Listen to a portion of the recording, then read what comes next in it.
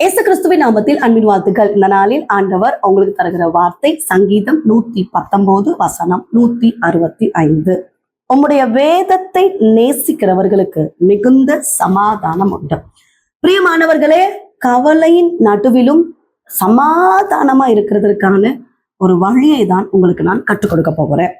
மிகுந்த சமாதானம் யாருக்கு கிடைக்கும் அப்படின்னா, நம்ம இன்னைக்கு வசனத்தை பார்த்தோம்.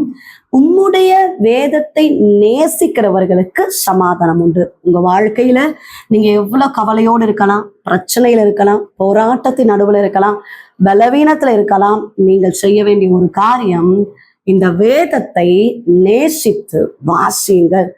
நேசித்து நீங்கள் வாசிக்கும் போது நீங்க இருக்கிற இந்த பிரச்சனையின் நடுவிலும் கர்த்தர் உங்களுக்கு சமாதானத்தை தருவார்.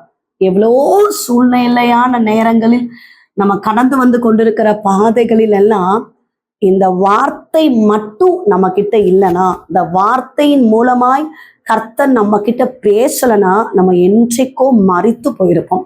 சில இக்கட்டான சூழ்நிலை, சில கண்ணீரின் பாதையில எல்லாம் கடந்து வரும்போதெல்லாம் ஆண்டவர் இந்த வார்த்தையின் மூலமாக பேசி ஆற்றி தேற்றி சமாதானத்தை தருகிற நல்ல தகப்பனா இருக்கிறார். பிரியமானவர்களே, தானியேல் ஜெபிக்கிற ஒரு தேவ மனிதன், கர்த்தருடைய வார்த்தையை விசுவாசிக்கிற ஒரு தேவ மனிதன், கர்த்தருடைய வார்த்தையின் அவருடைய சத்தத்தை கேட்கிற ஒரு தேவ மனிதன் தான் தானியேல். ஆனா அவருடைய வாழ்க்கையிலும் ஒரு பிரச்சனை வந்தது. சாதாரணமான ஒரு பிரச்சனை அல்ல. சிங்க கெபியில போடுகிறாங்க தானியேல. யோசிச்சு பாருங்க, உன்னை நான் சிங்க கெபியில போடுவேன் அப்படின்னு ராஜா சொல்லியும் அவருக்கு பயம் இல்லை.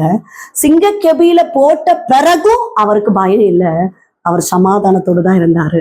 பிரியமானவர்களே, தன் தேவன் பேரில் விசுவாசித்திருந்தபடியால் அவரில் ஒரு சேதமும் ஏற்படாதபடி கர்த்தர் தம்முடைய தூதனை அனுப்பினார். தானியேலை தப்புவித்தார்.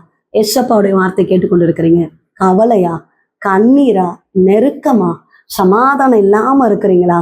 இந்த வேதத்தை நேசித்து வாசித்து பாருங்கள். கர்த்தர் உங்களோடு பேசுவார், உங்க வழியை செவைப்படுத்துவார், உங்களுக்கு போதித்து சரியான பாதையில நடத்தும்படியாய் கர்த்தர் உங்களை ஆசீர்வதிப்பார். சமாதானத்தை தருகிற ஆண்டவர் உலகம் தரக்கூடிய சமாதானத்தை போல அல்ல, அவர் நித்தியமான சமாதானத்தை தருகிறவர். எப்பேற்பட்ட கவலையா இருந்தாலும் உங்க கவலையெல்லாம் அவர் மேல இறக்கி வைங்க. அவர் உங்களை விசாரிக்கிற ஆண்டவர். நிச்சயமாய் உங்க சூழ்நிலைகளை மாற்றுவார். ஜெபிப்போம். எங்களை நேசிக்கிறீங்க நல்ல தகப்பனே, இந்த கால வேளைக்காக நன்றி செலுத்துகிறோம். கர்த்தர் நல்ல வார்த்தைக்காக நன்றி அப்பா. கவலையோடு இருக்கிற தேவ பிள்ளைகளுக்காக ஸ்தோத்திரம். சமாதானம் இல்லாம இருக்கிறாங்கப்பா, என் ஆண்டவர் சமாதானத்தை தருகிறபடியினால ஸ்தோத்திரம். உடைய வேதத்தை நேசிக்கிறவர்களுக்கு அப்பா, அதை வாஞ்சையோடு வாசிப்பவர்களுடைய வாழ்க்கையில, அதை கை கொள்ளுகிறவர்களுடைய வாழ்க்கையில மிகுந்த சமாதானம் உண்டு என்று சொல்லியிருக்கிறதே ஏசப்பா. தினந்தோறும் இந்த வேதத்தை வாஞ்சையோடு வாசிக்க, நேசித்து படிக்க, அதன்படி வாழ கர்த்தர் எங்களுக்கு உதவி செய்வீராக. இந்த நாள் முழுவதும் கர்த்தர் தாங்கி நடத்துவீராக. தேவ பிள்ளைகளை ஆசீர்வதிங்க. செய்கிற வேலைகள், வியாபாரங்கள், தொழில்களை ஆசீர்வதிங்க.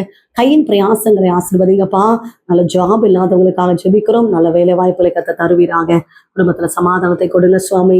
நெருக்கங்கள், கடன் பாரம், பிரச்சனை, போராட்டங்களை மாற்றுங்கப்பா. திருமணம் ஆக வேண்டிய பிள்ளைகளை ஆசீர்வதிங்க. கர்ப்பத்தின் கனிக்காக காத்திருக்கிற பிள்ளைகளை ஆசீர்வதிங்க. கர்ப்பிணிகளுக்காக ப்ரே பண்ணிட்டே இருக்கிறோம்ப்பா. நல்ல டெலிவரியை கர்த்தர் தருகிறபடி நாள ஸ்தோத்திரம் ஏசப்பா. படிக்கிற பிள்ளைகளை ஆசீர்வதிங்க. விசேஷித்த ஞானம் கிருபைகளை தாங்கப்பா. குடும்பத்தின் சமாதானத்துக்காக ஜெபிக்கிறோம் ஏசப்பா. சரீரத்தில் பலவீனத்தோடு ஹாஸ்பிட்டல் இருந்து ட்ரீட்மெண்ட் பார்த்து கொண்டிருக்கிற அருமையான தேவ பிள்ளைகளுக்காக ஸ்தோத்திரம். பலவீனங்கள் இயேசுவின் நாமத்தினால மாறுவதாக. கர்த்தர் அற்புத சுகத்தை கட்டளையிடுவீராக. உங்களுடைய கருத்தை தாழ்த்தி ஒப்பு கொடுக்கிறோம். இயேசு கிறிஸ்துவின் நாமத்தில் ஜெபிக்கிறோம் எங்கள் ஜீவன் உள்ள நல்ல தகப்பனே, ஆமென். பிரியமானவர்களே, ஏசப்பா அவங்களோட பேசியிருக்கிறார். நிச்சயமா எங்க வாழ்க்கையில் அவர் சமாதானத்தை தருவார். உங்களுக்காக, உங்களுடைய ஜெப விண்ணப்பங்களுக்காக நாங்கள் ஜெபிக்கிறோம். நீங்களும் எங்களுக்காக, எங்களுடைய ஊழியங்களுக்காக ஜெபித்துக் கொள்ளுங்கள். God bless you.